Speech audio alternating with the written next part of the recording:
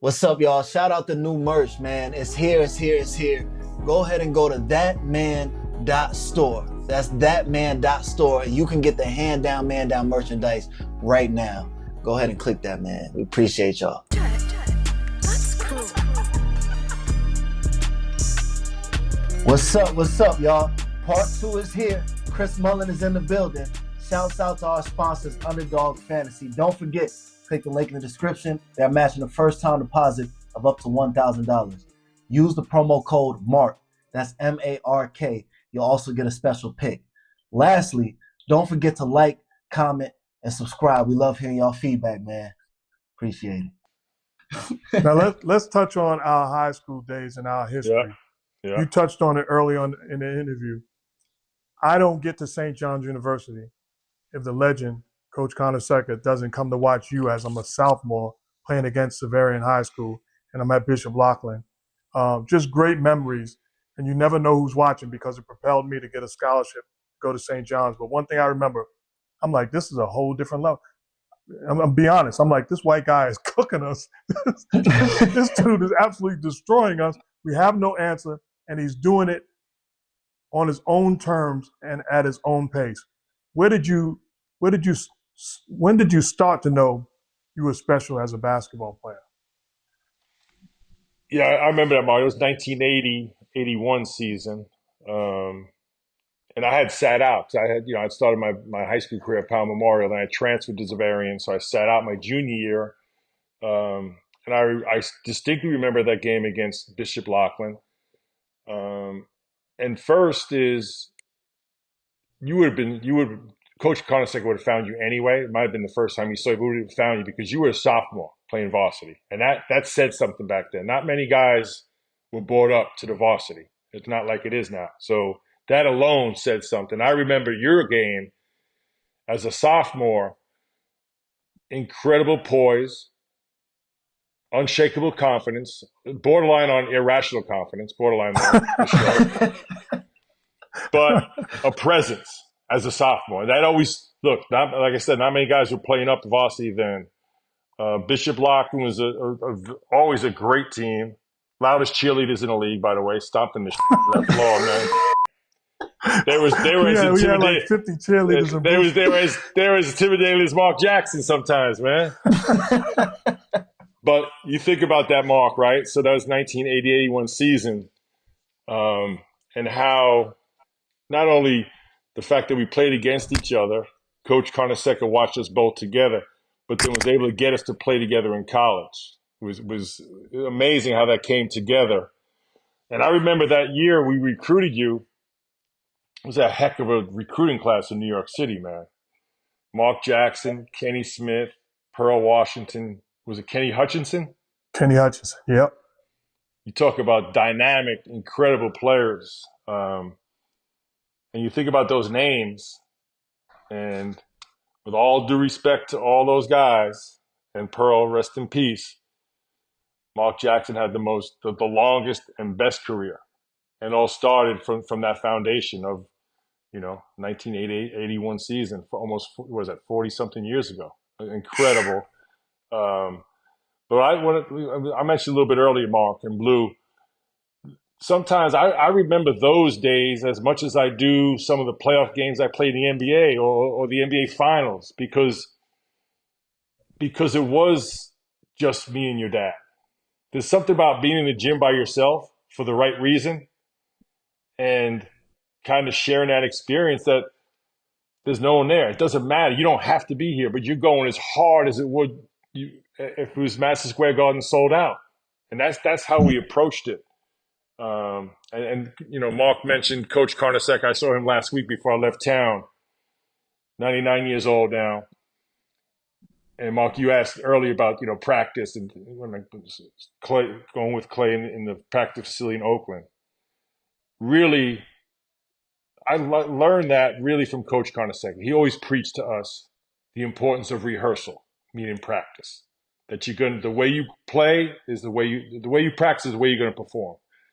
And that never, ever left my daily routine. So we talked about load management. To me, it's the opposite of that. And not that you have to kill yourself, but you do have to prepare. And that's something we learned together. We reinforced with each other. And I think something that we can, share and pass on. We pass that on to the guys at the Pacers, the young fellas, right? That's something when you hear so many people say, well, I learned how to be a pro. What does that mean? That's your daily habits, how you perform each and every day. And not just when you're winning. It's those tough days. That's the days when you really have to show up. You have a tough night, you lose, you have a bad game. Are you back in the gym the next day? And that's something I learned at an early age. And we we did it together, man. That's something we share. There's probably not a day that doesn't go by when someone asks me about St. John's. And really the first two guys I asked about was Mark Jackson and Walter Berry. That's the two guys that they always ask me about, what was it like? And you think about Mark, the guys we played against growing up in the city. And then how about those teams and the players we played against in the Big East alone, the original Big East? Unbelievable. How about those? You talk about being prepared to go to the next level. I remember going to the NBA. I'm like, yeah, okay, this is cool. Because we had played against pros almost every night throughout our career. Talk about how special Pat Ewing was in those Georgetown teams that we faced. Oh, Patrick, man. I mean, I know you guys were tight from '87. I didn't get tight with Patrick till '92, man. I couldn't even look at this guy. So Patrick came out of high school the same year as Michael, myself. So I played against Pat. The first time I played against Patrick was in the Boston shootout. And I happened to play with the Gauchos in that particular tournament. Me, Jerry Reynolds, Pearl was on that team. Tiny Archibald was our coach. And Patrick was playing with Boston, and Dave Cowens was his coach. We ended up beating him. But, man, he was just intimidating, man, and, like, mean in a good way. Like, just mean, right. Like, so defensive minded, physical. And, the years when we were in school with Georgetown, just, big-time rivalry, obviously. No shaking hands, none of that, no talking, nothing. Even 84 Olympics, I don't even think we spoke to each other. Not in a bad way, but we just, we're always like, we got to play each other next year, so now it's not going to happen. But in '92, we became really close that summer. Since then, much closer and got a really good relationship with Patrick. But you talk about dominant. You talk about a dominant player. Again, probably averaging 15 points per game in college, felt like 40. I mean, you talk about defensively, manning the paint, talk about chucking cutters, physicality, dude, aggressive. And then they went to 3 Final Fours, dude, in his 4 years. I mean, they were. I remember thinking back then, because again, we talk about living in denial. Like, man, we're better than them. They were good, dude. I just gotta say, they were good, man. They had lottery picks up and down that roster. Yep, with size. Oh man, Reggie Williams, Wingate. I'm like, man, these guys are all over the place, man. Damn. Hated that defense, man. Oh, they used to give me nightmares, man. Now I know one of y'all got to go ahead, Chris. My bad. But we used to go hard though, man. It was like I said, we never thought they were better than us. We just tried to figure a way to get them. That prepares you for a lot, dude. That prepares you for that next level, man. When you play games like that over 4 years, so it's not a made up rivalry. It's legit, dude. Like it's legit. Now, I know one of y'all got to have a funny story from those St. John's days. We talking about the buckets, the one-on-ones. There's got to be something that happened. We got a lot. First of all, Mark was the first guy, maybe because the power.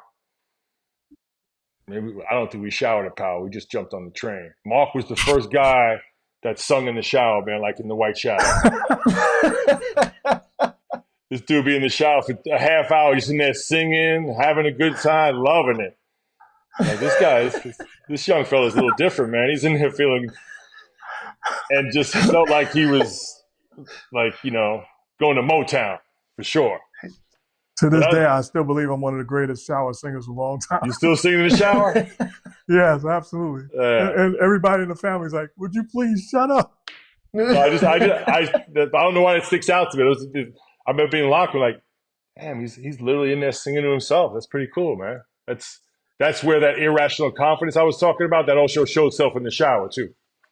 Yeah, me and my brothers and sisters talked about him being a little special too. Those great one-on-one battles, but the best one-on-one battle wasn't me and Chris. It was our former guest, Dave Snowden, who is now in a wheelchair, but at the time he was playing pickup ball with us. Didn't know Chris Mullin, thought he was just a regular white guy taking shots up on the court. Went to Chris and challenged him to a one-on-one. Take it from there, Mo. Well, I don't think he just you told him to go challenge me. I don't think he just challenged me. I left that part out. You coerced him. Yes, I was probably in between classes or whatever, down there just getting a few shots up. And Dave comes down like, yo, you want to play? I'm like, chill, man. I'm just trying to get some shots up, man. Relax with that Jerry Pro. Take it easy, man. AC Green, calm down a little bit. So he was persistent enough. I said, okay, man, you want to play? Let's play. Let me get this over with. I think I beat him 11-0. He played really hard, though. I got to say that. But hold on. Mark was up in the stand just laughing his ass off. And I didn't know why at the time. I know they were buddies. So, yeah, that's a funny one. That's hilarious. You know, my wife Liz, who's one of our classmates, always talks about taking Mark out to Farmingdale to, what was the name of that place? It was an amusement park. Yeah. Were you afraid of the roller coaster? Did you get scared? She got me on a ride, man, and I got sick as soon as I got on the ride.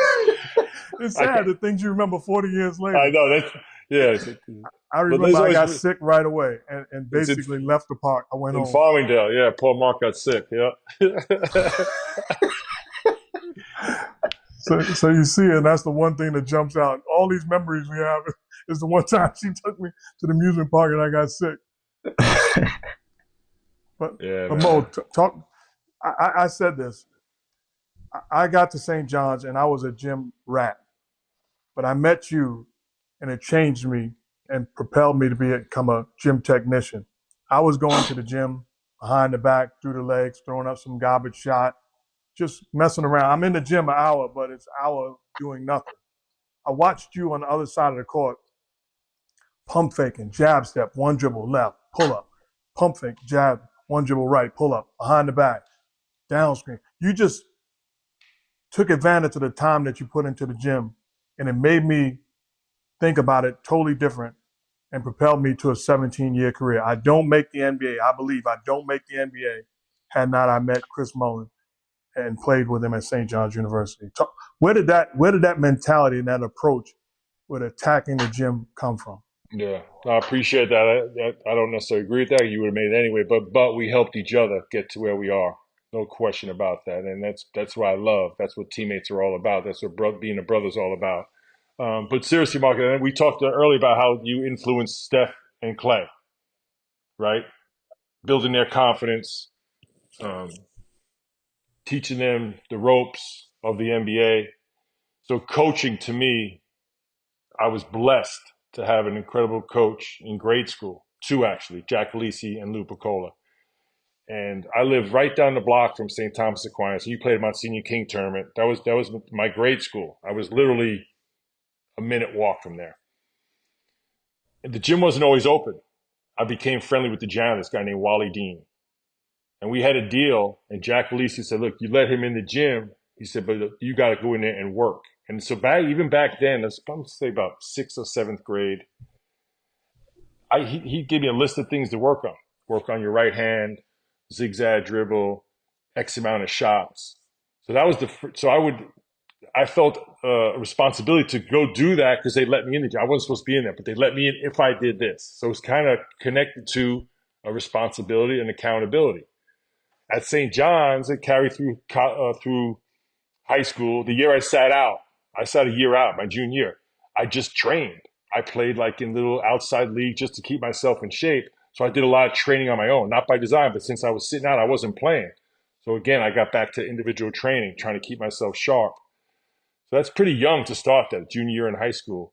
But when I was at St. John's, I would literally in my notebook, I wasn't taking notes. I was writing down what I had to do that day, go for a run, get some weights in, do these shots. I would have it scripted out.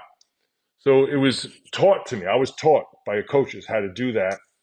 And then when it worked, it was positive reinforcement. So when I went in, I did go in with a plan. Now, I used to love to play pickup. Love playing 3-on-3, pickup. But I would get that done first or after. I'd have to get that done and play. That was the perfect combination, was having the individual skill work with the free-flowing up and down. And that, I always say when I was growing up, very fundamentally sound, had great coaches. But when I went to Power, I was introduced to a new style of basketball. That's when I started going to Riverside Church, playing out in the city. And the combination of both was really invaluable to me. The city game, kind of a little more individual, free-flowing, with the fundamentally sound background, the foundation that I had, really catapulted me to be able to play different styles, understand where my skill set fits. I wasn't going to handle the ball and get ISOs, but I could get a shot off that person as the ISO with the proper spacing. So I kind of figured that out. But much like you did for Steph and Clay, that was done for me at an early age. And you guys went to the state championship. I remember playing against you in 81 you touched on. And we played private school, Catholic league. But people saying, well, they're not going to win it all. They're not going to win it. I'm like, there's nobody. I don't need to see any other team. There's nobody beating that dude. But the people that didn't know the Catholic Youth League or our division or conference wasn't aware. And you shocked the state winning the state championship. Talk about that. Yeah, we went up to Glens Falls. I think it was the first year they had that state tournament. And the first team we played was Alexander Hamilton, and you probably played against them. They were nasty. Who was loaded. Jerry Reynolds, Beetle Washington, Andre Irvin. They were loaded, dude. Put it this way. We packed one set of underwear for that trip because we thought we were, But we put on a show that night. We had a big game. And you remember Mike O'Reilly and Roger McCready. I had two other guys who were great players. One played at Boston College, one played at George Washington. Then we had really good role players on our team. But we upset Alexander Hamilton. And then in the finals, we played Mount Vernon, another, basketball powerhouse. That year, they had Curtis Moore, high jumping guy. Ricky Burton, who wound up playing at Seton Hall. I played with those guys at Riverside Church. They had a guy named Bug Eye, I think went to Wichita State. They were loaded too. And we beat them, I think, by one. And it's funny. Last night we were watching that game.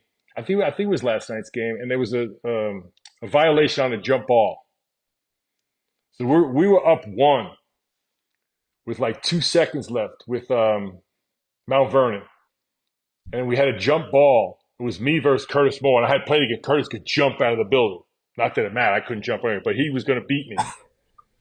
So one of our bench players, Pete Canoe, said, take the violation so they don't tap it and have a life. It was like 2 seconds left. Take the violation, make them take the ball out of bounds, and we have a foul to give. Mm. So it wound up being like a really cool – so I took the violation. We made them take the side out of bounds, and I think we wound up stealing the pass, but we were going to foul anyway. So you talk about NBA situations now. Do you foul on that? That was 1980, and one of our bench players brought that up. Wow! Like a student of the game. He didn't play much, but he was like, "Hey," and he came to me and said, "Yo, take the violation." I actually did. I just hit the ball right away. So it was kind of I remember that. So we wound up beating Mount Vernon, and we're state champs. We got upset though in the city semifinals by All Hallows, another good team. Troy Truesdale, they had a really good team too. So like you said, Mark, back then the CHSAA and the PSAL, we all stayed home. We all played for our local schools, and the rivalries were legit because we knew each other. We played against each other. A lot of schools recruited us together. we talked about your class with Pearl and Kenny Smith and Kenny Hutchinson. Remember Kenny Patterson? It was just Eddie Pickney, just guys all over the city that not only you love to compete against, but you knew damn well if you didn't show up that day, you were going to get embarrassed because you were playing against a legit player. You couldn't just go out there and kind of lollygag because you get embarrassed. So that alone, I thought, again, was really great preparation. That what you did the day before didn't matter. Like, I don't really care what you did yesterday. This is today's game. You got to bring it every single day. Being in the Big East, playing against pros on a nightly, I guess weekly basis, but all the time, what was the biggest difference for you going to the pros and becoming a professional? To me, the biggest difference was 82 games. That was the biggest difference. And first and foremost, when I left St. John's and came to Golden State, it was like a downgrade in a way. I remember playing my first game in Oakland. It was like 4,000 people there. I'm like, wow, like I just left the Garden. This is kind of weird. Like, so, but not being prepared physically or mentally to play 82 games. In college, you always have a few days to recover. You got some time off. Even if you have a great win or a tough loss, you got that grace period to kind of get out of your system. Now all of a sudden NBA's, and back when we first started, believe it or not, we were flying commercial back in the day. So that's that 5:30 bus no matter what. So that was the biggest change for me. Physically and mentally adjusting to the 82 game schedule is a lot. There's no way to do it except go through it. And look, I had a lot harder time than your dad. And we talked a lot about, being in Bishop Loughlin, being in St. John's, much like LeBron James. And I was thinking about this. Your dad, local high school star, stays home, stars at St. John's, gets drafted by the hometown team. Tremendous pressure. Becomes rookie of the year. I mean, that to me, when I look back, man, that is an incredible run of 5-6 years with the ultimate pressure and microscope. So when I look back at that, man, I'm like, I remember watching that 87 season. I remember, triple-double watch every night in the Garden, man. And that team was down. And your dad and Patrick Ewing revived the city. But you think about it, man, because someone was just telling me, like, what was it like to stay home? I guess looking back, maybe when you're younger, though, college, you get that pass, right? You're just a college kid, so you kind of get a pass. Your dad didn't get that pass. They were, once you become a pro, man, they're on you. And no place more than New York. And goes and gets Rookie of the Year. So that to me, that's what LeBron did in the Cleveland. It gets overlooked, dude. It gets overlooked. That's a lot on one person's plate. And to be able to handle that and perform at the highest level, truly amazing. More importantly, you'd come in the locker room and see my pregame meal. What would you say, Mo? You gotta change that up a little bit, man. Huh? A little frosty? The frosty before the game? But listen, I remember one time, I forget, it was probably 88, 89, somewhere around there. And I was in the locker room in Oakland Coliseum. I was sitting in the game, and Nelly was coaching us now. And we were watching the Knick game. And he's like, yo, I got to go get that guy, man. I got to go get him. I'm like, wow, I like that. I mean, it never happened, but I remember sitting with Nelly. He's like, yo, that's my guy. That's my type of player right there. Yeah, but yeah, Mark, your nutrition habits, probably could have used a little, Hey, but let me hold on too. The other thing too is, this is another amazing thing about Mark Jackson. I could be wrong, but from my experience, which is quite a bit, like 40 years worth, I'm not quite sure he ever lifted a weight. Ever. And I'm not, that's not like a judgment. I'm just saying, like, look, when we were in Indiana, we didn't have the best facility anyway right away. But we had like a little fake little weight program, and even Derek McKee would do it. Mark would literally sit on the pull down machine. He would sit there with a cup of coffee and a newspaper. He's like, let me know when you guys are done, man. We go play some ball, man. Hey, Still can't do 10 push-ups. Maybe he was ahead of his time. Maybe that was load management. See, but Mo put a 20 on it. I didn't have the newspaper and a cup of coffee. He enhanced the story.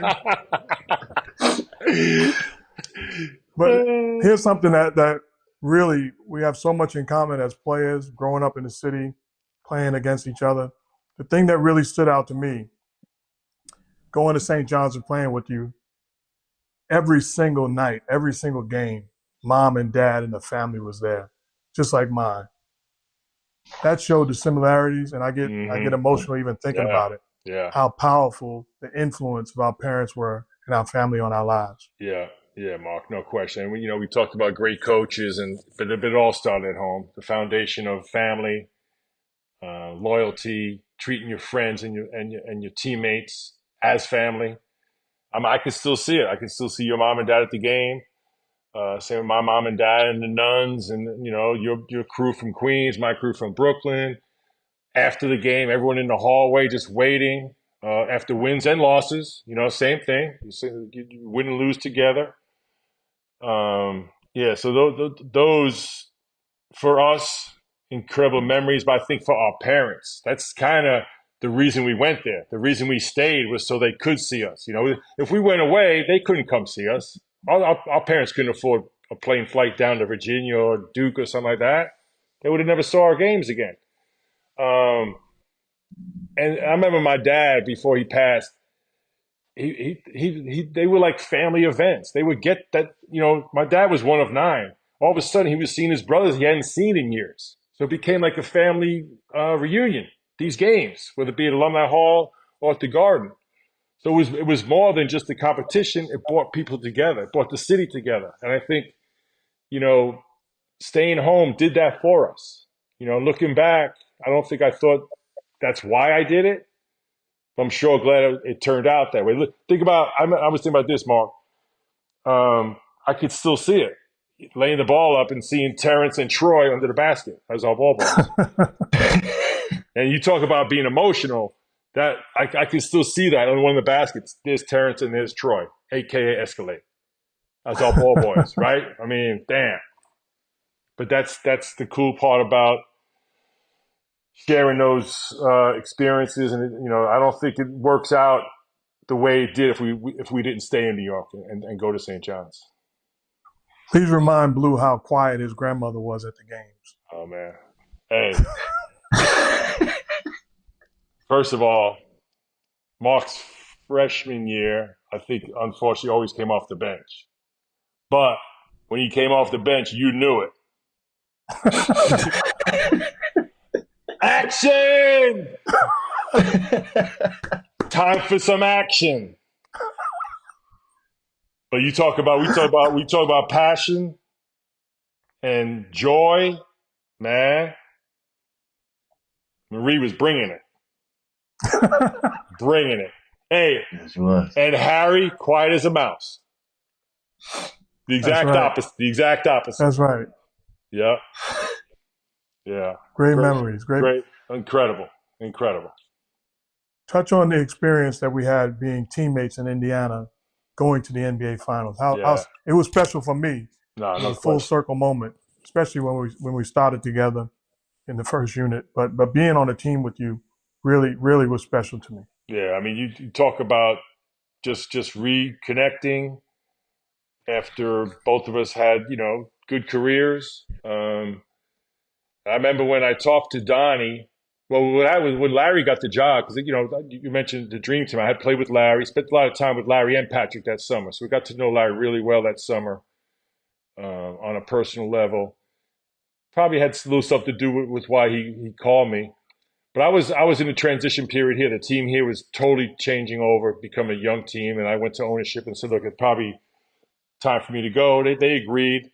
and I was trying to pick the right team, right? And then when Larry got the job and called me, I said, you know what, that sounds like a perfect fit, man. Mark is there, Reggie, they're a veteran group. And Donnie Walsh was, a New York guy, and it was always just trying to get to that next step. You guys had brought in Byron Scott, and we're always trying to tinker around the outside. So I thought it was the perfect fit. And then, I look back at those 3 years, Mark. To me, the most low maintenance professional team I've ever played on. Seriously, I think in 3 years, maybe one guy was late, and that's about it, man. No drama, professional each and every day, get your work in, keep it moving, win ball games. So those 3 years, 2 conference finals, 1 NBA finals. You talk about a veteran group, Sam Perkins, Derek McKee, Dale and Antonio, Rick Smits, and of course Reggie and you were the leaders. That backcourt of you and Reggie was dynamic, man. I watched the game the other day. I think they were doing tributes for Vince Carter, one of his games. It was a low scoring, close game, but what a heck of a group of guys, man. And I just love the non-drama is what I loved about it, man. Nothing going on except hoops, work hard, and keep them. We had a blast on the plane, man. We had a bunch of good guys, man. Like I said, Reggie, especially, and look, back east, we didn't play you guys but twice a year, Indiana, whatever. And Reggie was always a great player.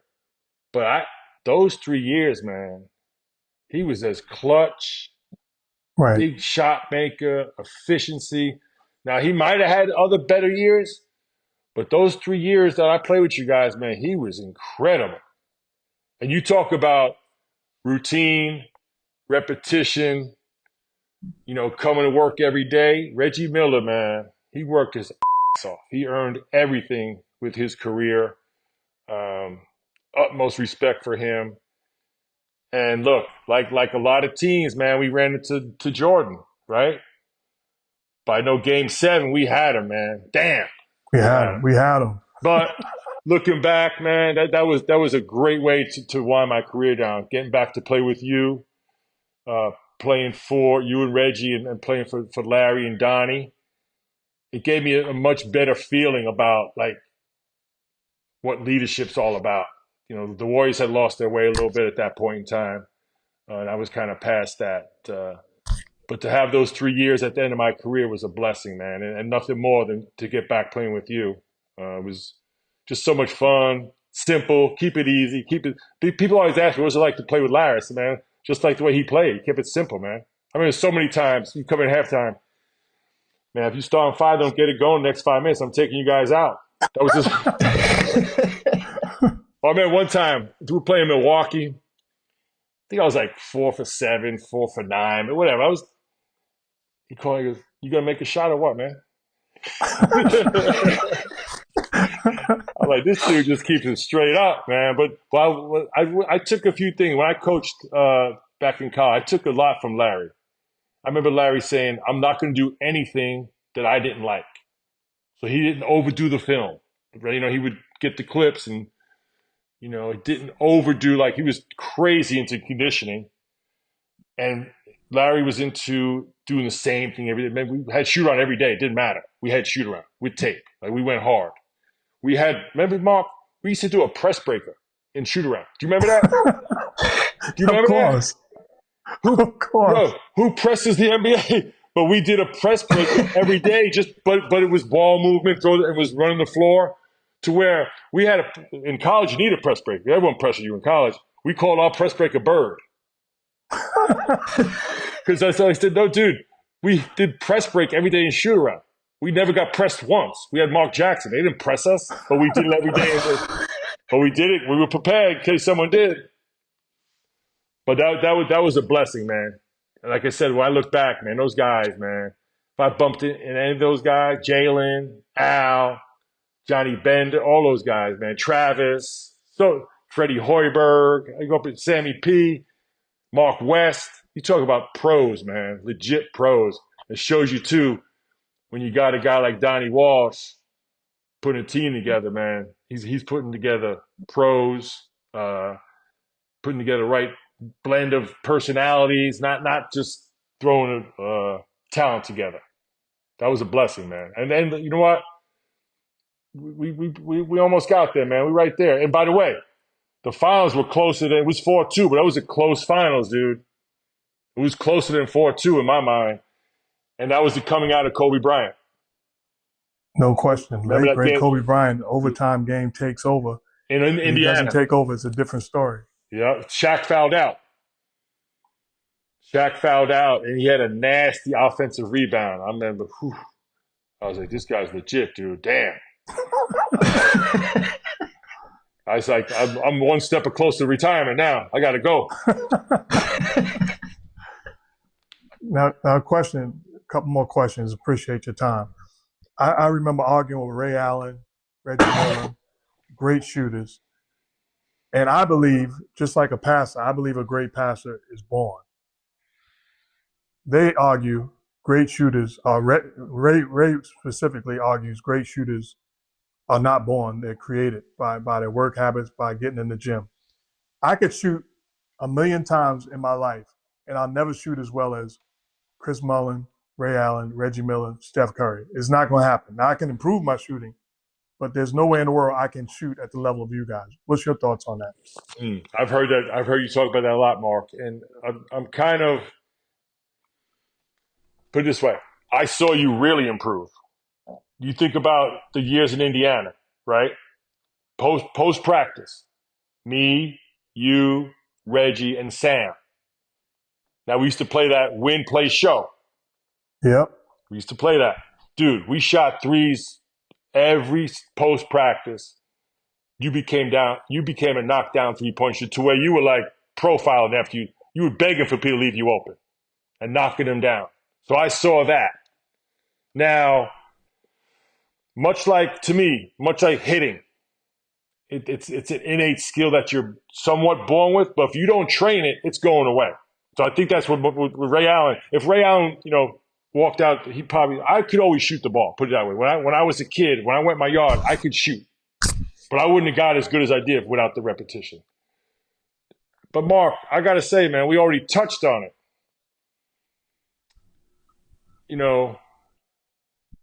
Maybe if you hit the weight room. Shots fired. And you brought up your pregame meal. I mean, all of a sudden, this dude going at me. Hold on. All of a sudden, we might have Ray Allen as a point guard. The Pixars come together. The Pixars come together. Hey, all I'm saying, there could be some untapped potential there, homie. Now I wrote a list down because I really believe this. Steph Curry is the greatest shooter that's ever lived because of his ability to come off screens, pick and roll, off the dribble. It doesn't matter. There's no weakness in his ability to shoot whatever you put him in. But I made a list of guys I played with, played for, or coached. Chris Mullin, Dale Ellis, Dale Curry, Reggie Miller, Larry Bird, Eddie Johnson, Steph Curry, Klay Thompson, Allen Houston. Put all of those guys in a room. I don't know who comes out because you're all superior. On Monday it may be you, on Tuesday it may be Reg, on Wednesday it may be Steph. That's what I believe as far as the greatest shooters. And these are guys that's on the list of all-time great shooters. Yeah. Well, that leads to my point where we have seen it before. You talk about Dale Ellis. The guy never talks about him. He was in Dallas riding the bench because they were stacked. He was a rookie, second-year guy. He went to Seattle. He averaged 27 the next year. Come on, man. From the bench. He was nasty, dude. And he was banging those threes. He was taking, he was one of the first guys to start taking 8, 9, 10 threes a game with size. All those guys. Eddie Johnson. I remember Eddie Johnson I think he got 50 off the bench, dude. He's come off the bench getting 50. And catch and shoot. No dribbles. Just catch and shoot.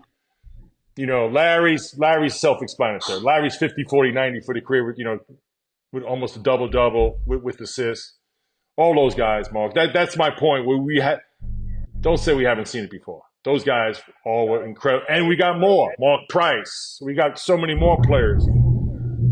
Well, I would say this: all those guys, and you mentioned with Steph, the ability to do it without the basketball is what really makes it different. Because all of a sudden now you, just by your movement, you create opportunities for your teammates, and that's that's a hell of a list that you put together there, man. But I agree. But Steph's he's the guy that sticks out because of his ability to play with and without it. That's just so unique these days. Guys don't see it; they don't know how to guard it. That's he's the best. He's the top of the list. Think about it. I beat those guys in shootouts. I mean, I beat them. I've had a day where it's documented. It's unbelievable, and I'll never give a rematch. No rematches. No. I remember on a given day you beat me and Reggie, no question, for sure. And we gonna make sure to clip that and keep it down the road because you remember Reggie seems to have amnesia when it comes to that. Oh, really? He didn't lose a game yet. Yeah. He's never lost. No, that happened. Blue, that happened. Mo, That happened? thank you. Go ahead, Blue. No. I was just saying that happened. Yeah, it did. He speaks about it every week. So I've seriously, been questioning it. especially really happen? when we got that new arena, that nice little practice court. We used to hang in there. It was me, Mark, Reggie, and Sam Perkins. Almost every post practice, just banging threes. And think about it. That's the same court that I beat Steph Curry on. Same exact court. Shootout. Really? I was he was unaware that I knew every angle. Wow. Euphoric recall. Mo, thank you so much for joining us, man. Love you to death. Thank God for you and yours. You've been an incredible impact on my life. I'm not the player or person I am today if I didn't have Chris Mullin in my life. Mark. Family for life, bro. Certainly appreciate you taking the time. Echo those sentiments. Blue, thank you. Do a great job, man. You look great. Keep up the good work. Mark, love you, brother. You're my brother. Echo those same sentiments. I wouldn't be where I was. And most importantly, enjoy this long friendship and these great, great memories. Look forward to coming back on again and rehashing for another few hours, man. I could do this all day, man. Love it. Thank you, man. Appreciate you, bro. Love you, right, man. See ya. Love you, Chris. Thanks. Bye. Thanks, bro. That was awesome, man. Yeah, Pops, that was awesome, man. Shouts out to our sponsors, Underdog Fantasy. Don't forget, click the link in the description and matching the first time deposit of up to $1,000 and you'll get a special pick.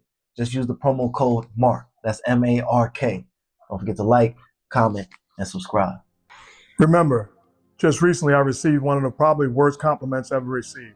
Somebody was introducing me to someone and said, I've known him 25 years. He's been the same guy for 25 years. He hasn't changed. The great Muhammad Ali once said, if you are the same person at 40 that you were at 20, you've wasted 20 years of your life. It is time to show growth. Blessings.